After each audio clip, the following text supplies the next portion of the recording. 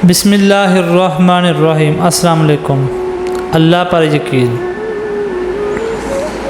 सहरा में भटका हुआ मुसाफिर प्यास से मरने के करीब था जब दूर से इसे एक कमरे का एक रोशन हिस्सा नज़र आया।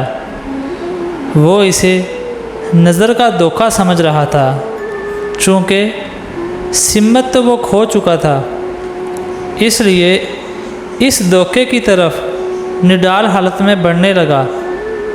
वो कमरा धोखा ना था, बल्कि इसमें एक हैंड पंप लगा हुआ था।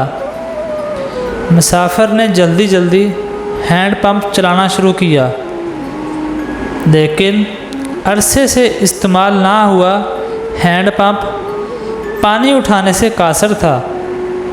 वो मायूस होकर बैठ गया।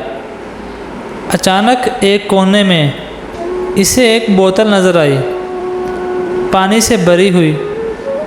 बहुत अच्छे से बंद ये बोतल इसने उठाई और बेताब होकर पीने को ही था कि बोतल के नीचे एक पर्चा नज़र आया। खोलकर देखा तो इस पर लिखा था, ये पानी पंप में डालकर इसे चलाएं और बराए मेहरबानी इस्तेमाल के बाद इसे वापस भरकर यहाँ रख दें। मुसाफिर एक इम्तिहान से दो चार हो गया।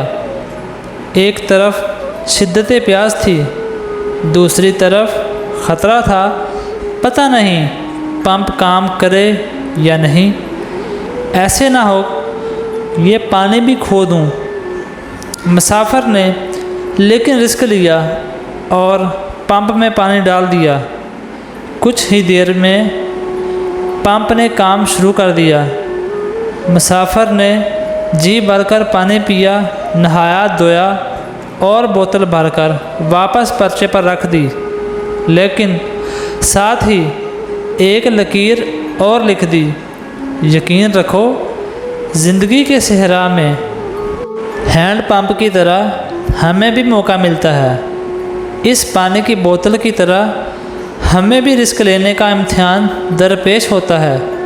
हम भी इसी मुसाफिर की तरह तज़ब्ज़ब का शिकार होते हैं। हम भी चाहते हैं कोई हमें दिलासा दे, कंधे पर थपथपा कर कहे तुम कर सकते हो।